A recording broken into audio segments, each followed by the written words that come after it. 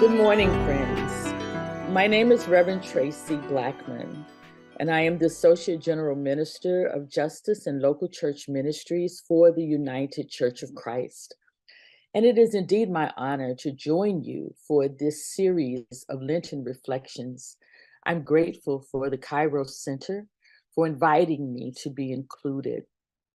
Lent is a time of waiting, a time of preparation. As I thought about this moment and what I might want to share, I was reminded of a recent article that I ran across on social media by Reverend Al Sharpton. Reverend Sharpton was sharing the story of being seated on the platform for President Barack Obama's second inaugural term. I know it seems like a long time ago since we had our first Black president in the United States, but it hasn't been quite as long as it might seem.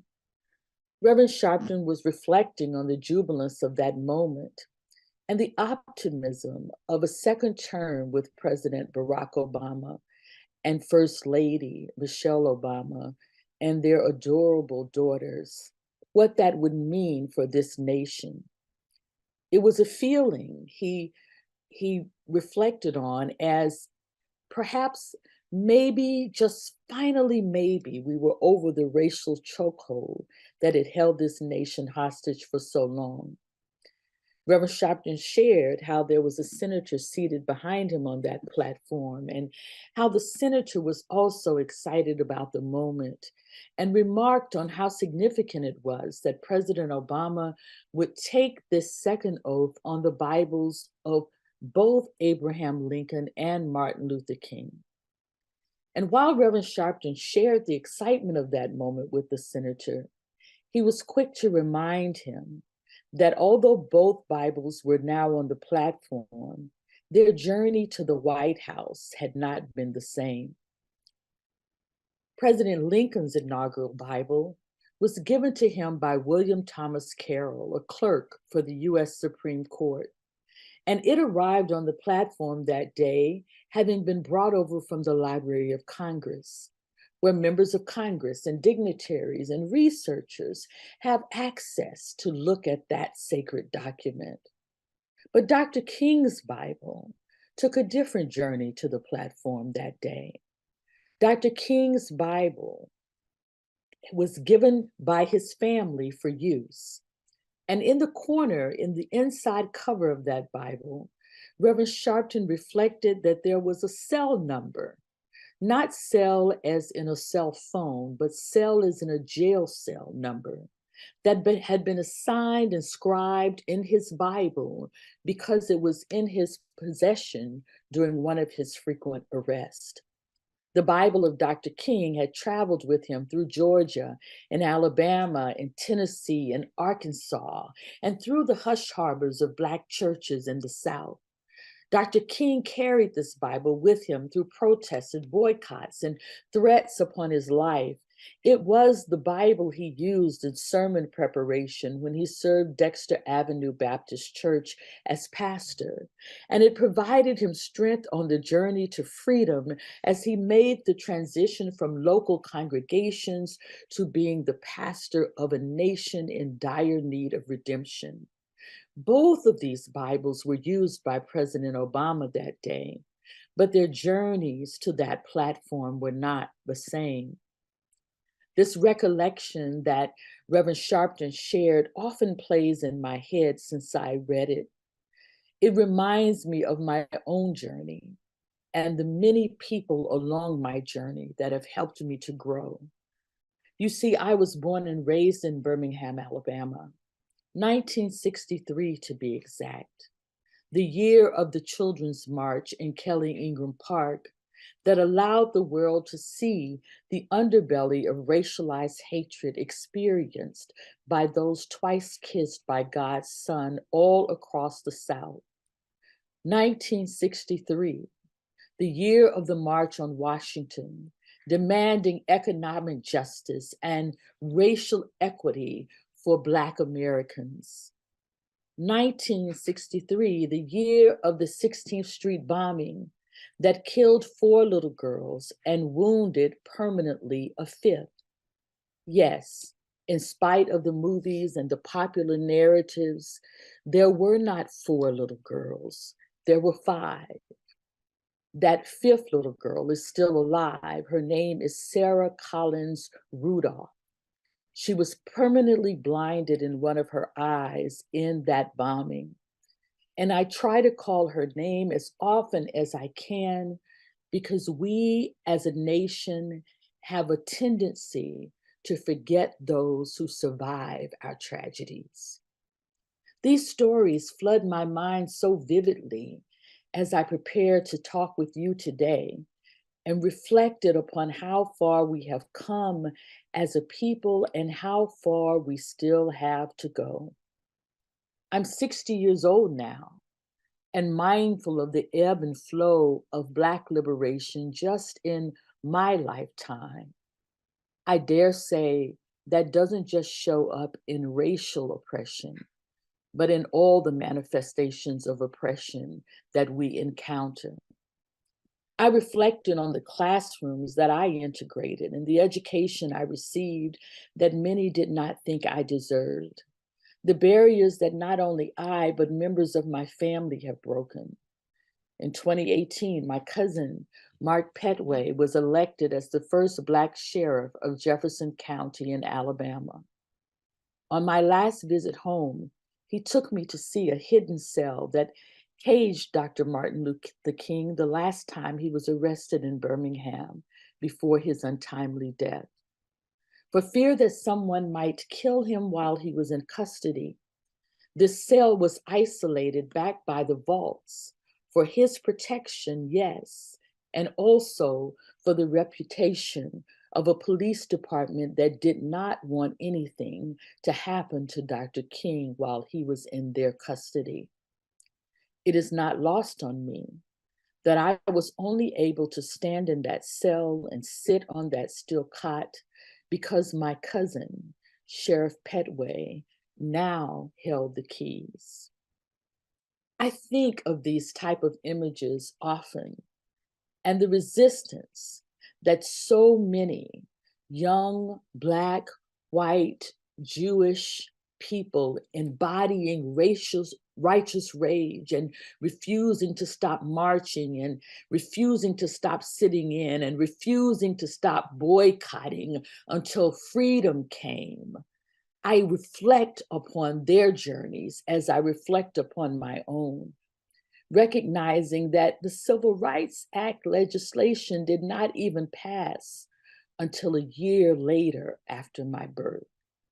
And even after it passed, it would take another year and a bloody Sunday on Edmund Pettus Bridge in Selma, Alabama, to hasten the passage of the voting rights bill in Congress. I think about the jubilance many felt because there was this brilliant Black man and his family that occupied the White House as the first family of this nation for a second term, only to have 4 short years later, Donald Trump become the 45th president of the United States.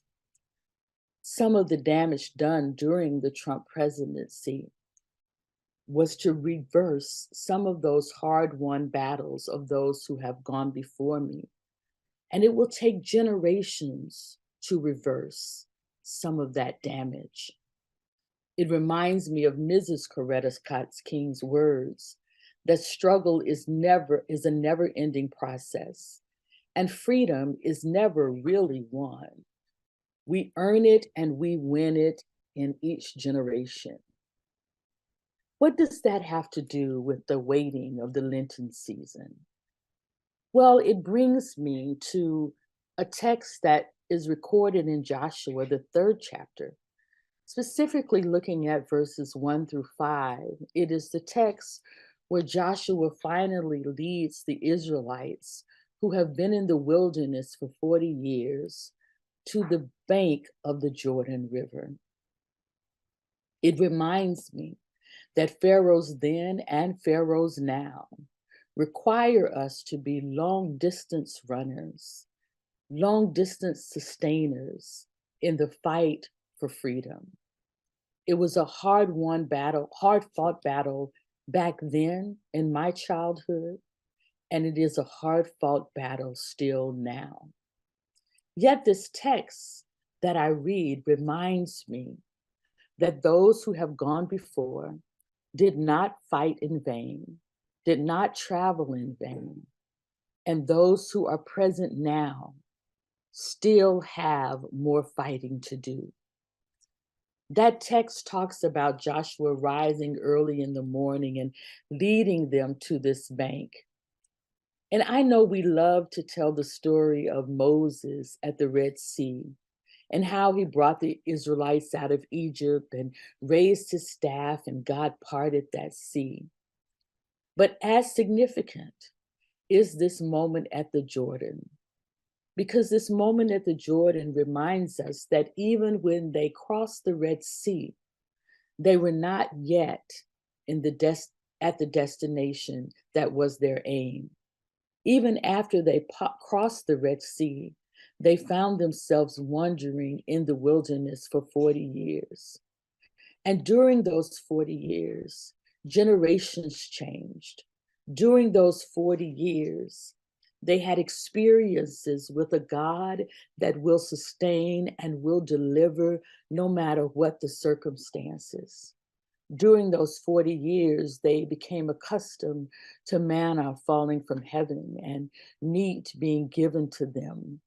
They became accustomed to bitter waters being made sweet and wearing shoes that did not wear out. During those 40 years, generations were born and older generations began to die off. And now they found themselves at the Jordan. The problem is that at the Jordan, for many of them, they didn't remember what it was like when they were in Egypt. They didn't remember what it was like for God to bring them through the Red Sea. They relied on those who remained to tell them these stories and to make these stories real in their lives. Because now that they were at the Jordan, the assignment was different. It wasn't that Joshua was going to raise his hand and the waters of the Jordan were going to part. No, at this juncture, the requirement was that the priest step their feet into the river. At this juncture, it was required that the people of Israel get their feet wet. And so as I reflect upon this Lenten season and what it means for the journey to justice, as I think about how far we have come and how far we still have to go, as I think about the rise of Christian nationalism, the racial hatred that has been re-energized all over this country, as I think about the books that are being banned, as I think about attacks on trans people and attacks on LGBTQ siblings, as I think about the economic oppression of so many in a country that has so much, I am reminded, my friends, that the journey towards justice is for long distance runners, and that there are seasons in this journey, just as there was a season in just as there was a season in the waiting life of Jesus.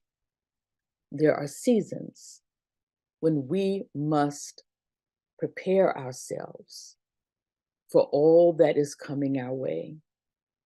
And remember that we are not alone, that God is with us, and that if we just have the courage to remember the things that God has done for those before and step our feet into the water, that we too will see victories. We will see victories in this generation, and we will be prepared to help the next generation to continue to fight on. May this Lenten season be for you a time of remembering and a time of preparation. for justice is won in every generation. Thank you.